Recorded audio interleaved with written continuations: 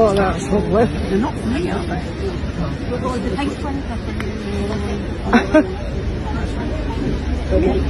Oh. Maybe Princess Anne. As royal commentator Neil Sean describes it, this became obvious when Meghan requested to meet with Anne. Instead of soft-spoken guidance, Meghan received a dose of tough love from the hardworking royal. Anne's wisdom to Meghan was all about understanding that royal life is about service and work, not celebrity status and glamour. Sean said that Princess Anne described the monarchy as, quote, a job. You turn up on time, you do your research, and do the duty. It's all about the project at hand. The meeting didn't go as expected, with Sean describing the lackluster outcome, saying, according to a very good source, Meghan Markle failed to warm to Princess Anne, and Princess Anne always knew that Meghan would have a very short shelf life in the world of the British monarchy. It did catch my eye because, as you can imagine, as I've said, Princess Anne's one of the hardest working royals, you know, one of the people that, you know, when you think about it, you think, well, that's a sense of duty.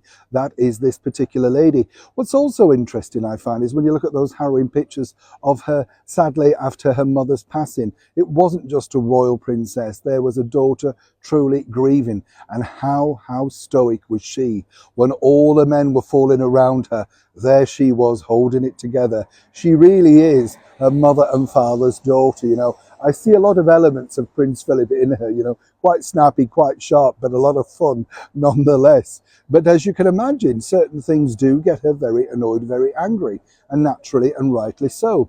This particular comment made by Prince Harry in that Netflix series has now reached back to the Princess Royal, and this is the one where he described the Queen as sitting there impassively, as you know, when they were having the summit at Sandringham, all about whether he could leave or not. It's difficult, isn't it? Because, you know, you have Prince Harry's version of events and the true version of events. But of course, he had the platform, the television show, and this is exactly how he decided to present it. For her, the Princess Royal, she's upset because she didn't want her mother painted in a weak world light who was being led by courtiers and senior members. It's always her decision, always was, and she was very keen to reiterate that right until the very end, as we saw when she majestically actually swore in her very final British Prime Minister, the Right Honourable Liz Truss.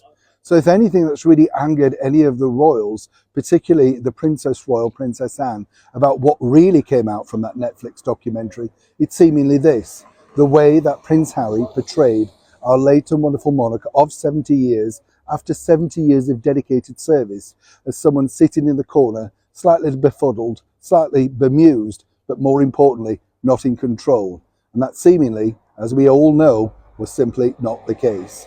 And this is one particular path and cross that Prince Harry will have to bear and at some point meet up with when he finally sees the Princess Royal face to face. Oh, Harry, what have you done? There's one behind them coming in. See it? That's huge.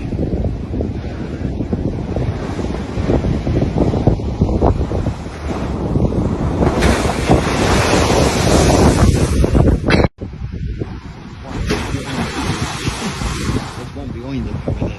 See it? Prince Harry revealed that his favorite smell is Meghan Markle, but we really know he likes it when she gives him a Duchess oven. This amount of money that they seem to have accrued while being in the States. They don't really need the Frogmore Cottage anymore, do they? Or do you think they'll still consider this a massive snub and a slight to their egos?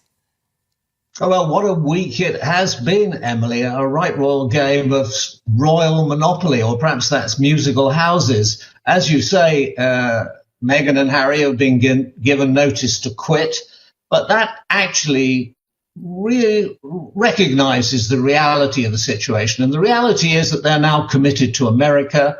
They're not coming back here, but this severs their last property link to this country. And as you say, I don't think they're going to be too fussed about that. They live in a hilltop fortress costing £11 million out at Montecito.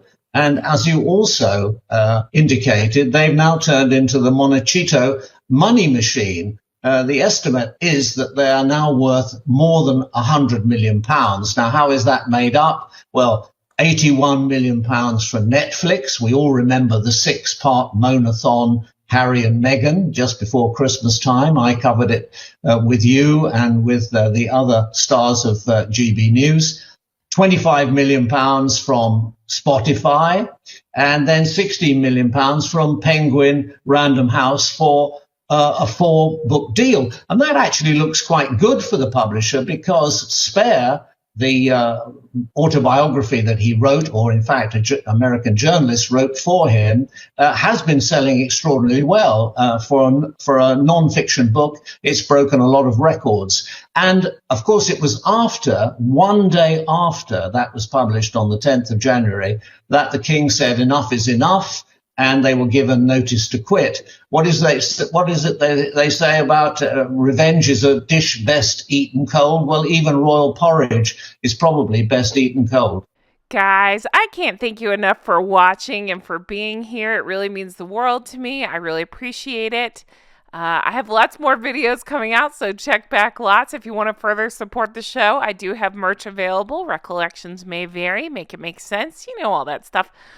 Also, we have Patreon, patreon.com/Real Housewives Recaps, where you can become an executive producer and get a shout out in a video very soon. Thanks so much for watching. Have a wonderful day. Bye-bye.